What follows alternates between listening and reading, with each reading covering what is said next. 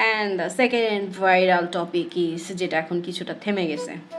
আমি কয়েকদিন লিটারেলি ফেসবুকে ঢুকতে পারি নাই, বা ফেসবুক বলেন ইউটিউব বলেন, লিটারেলি ঢুকতে পারি নাই শুধুমাত্র একটা পোস্টের ঠেলায়। সেটা হচ্ছে 11 বছরের একটা মেয়ে পালায় গেছে।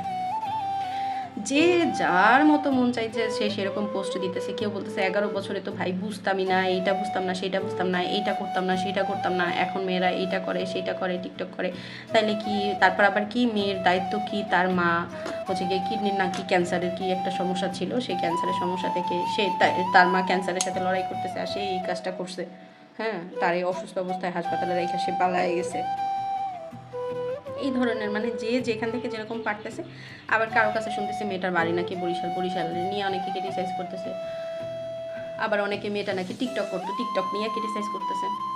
মজার বিষয় হচ্ছে আমার ফোনেও টিকটক আছে, আমার হাজব্যান্ডের ফোনেও টিকটক আছে, কিন্তু আমার ফোনে যখন আমি টিকটকে ঢুকি আমি যেই টাইপের ভিডিও পাই, আমার হাজব্যান্ডের ফোনে ঢোকার পরে সেই টাইপের ভিডিও পাই না। কারণ মানুষের ইন্টারেস্ট অনুযায়ী মানুষের কাছে ভিডিও আসে, এক। সেকেন্ড হচ্ছে মানুষের ইন্টারেস্ট অনুযায়ী, মানুষের রুচি অনুযায়ী ভিডিও বানায়। আমিও টিকটক বানাই, আরও অনেকে টিকটক বানায়। সো কে কীরকম টিকটক বানাইতেছে সেটা তার মেন্টালিটির উপর ডিপেন্ড করে। সো একটা প্ল্যাটফর্মকে আমরা কখনোই খারাপ করতে পারি না যতক্ষণ না আমাদের মেন্টালিটি ভালো আছে। এক হচ্ছে সেটা। সেকেন্ড হচ্ছে গিয়ে মেয়েটা যখন 11 বছরের হোক, 13 বছরের হোক, 15 বছরের হোক, পালায়া যে গেছে, একা তো জানা গেছে একটা ছেলের সাথে। বেশিরভাগ পোস্টেই দেখলাম ছেলেটার মুখটার উপর একটা স্টিকার মাইরে দিছে অথবা ব্লার করে দিছে।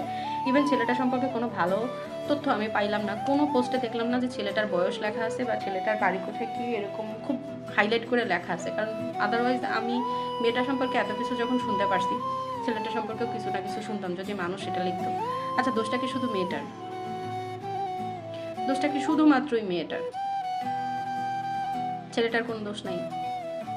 আবার আমি এখানে দোষ ছেলে মেয়ে আলাদা করতে চাচ্ছি না। সব থেকে বড় কথা হচ্ছে আপনারা যেখানে ভাবতেছেন যে 11 বছরের একটা মেয়ে তার মাকে অসুস্থ রেখে চলে গেছে। ভাই, একটা মা যখন এত পরিমাণে সিরিয়াস কন্ডিশনে আছে, ডেফিনেটলি আমি দেখা যায় যখন আমার স্পেশাল টাইমগুলোতে, মান্থলি যে স্পেশাল টাইমগুলো থাকে, তখন আমার মেজাজ প্রচণ্ড পরিমাণে খারাপ থাকে। আমি আমার বাচ্চার সাথে খুবই পরিমাণে মিসবিহেভ করি, খুবই পরিমাণে ছিলেছিলি করি, একটুতেই খুব ইরিটেট হয়ে যায়। কারণ শরীর ভালো না থাকলে তখন মনও ভালো থাকে না, কোনো কিছুই ভালো লাগে না, তখন কোনো দায়িত্বও ভালো লাগে না। তো একটা মানুষ যে পরিমাণে অসুস্থ, সেই অসুস্থ অবস্থায় তার মেয়েকে টেক কেয়ার করা কি আসলেই পসিবল ছিল? আবার মেয়েটা হচ্ছে টিনেজার, একদম কিশোর বয়সী। এই বয়সটাতে হচ্ছে গিয়ে আমাদের মেয়েদের বয়সন্ধিকালের বয়সটা শুরু হয়েছে। মেয়েদের বয়সন্ধি হতে যে কোনো টাইম মানে মানুষের মেয়েদের মেন্টালিটি বা গ্রোথ অনুযায়ী হচ্ছে বয়সন্ধিটা হয়ে থাকে। ওইটা হতেই পারে মেয়েটার বয়সন্ধিকাল ছিল, এই সময় একটা ভুল ডিসিশন নেওয়াটা খুব বড় কোনো বিষয় না।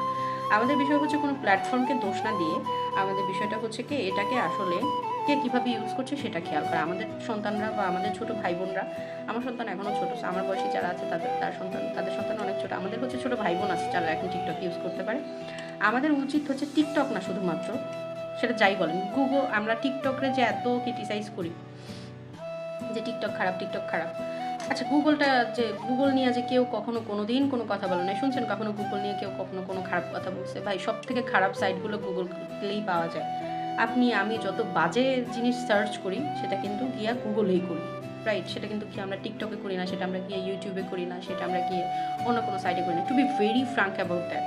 সো আমাদের মেন্টালিটি হচ্ছে গিয়ে আমরা কে কী সার্চ করতেছি, কে কী দেখতেছি, এটা আমাদের উপর ডিপেন্ড করে। সো আপনারা যদি কেউ মনে করে থাকেন যে আমি টিকটকের পক্ষে কথা বলতে আসছি, না ভাই, টিকটকটাও যে খুব ভালো তা না, টিকটকেও বৌদিদের ভিডিও আছে। কিন্তু সেটা হচ্ছে আপনি যদি সেই ভিডিও সার্চ করেন বা দেখেন তাহলে আপনার সামনে আসবে, আপনি যদি না দেখেন তাহলে আপনার সামনে আসবে না।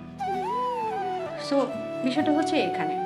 আর মেয়েটাকে নিয়ে এইভাবে যে কথা বলতেছেন, এই মেয়েটার বদলে কালকে আর যেভাবে আমাদের দুনিয়া আপডেট হচ্ছে, সোশ্যাল মিডিয়া আপডেট হচ্ছে, আজ বাদে কাল আপনার বোন বা আপনার ভাই এই জায়গাটাতে থাকতে পারে, সোশ্যাল মিডিয়া ইউজ করে সেও এই ধরনের একটা কাজ করতে পারে।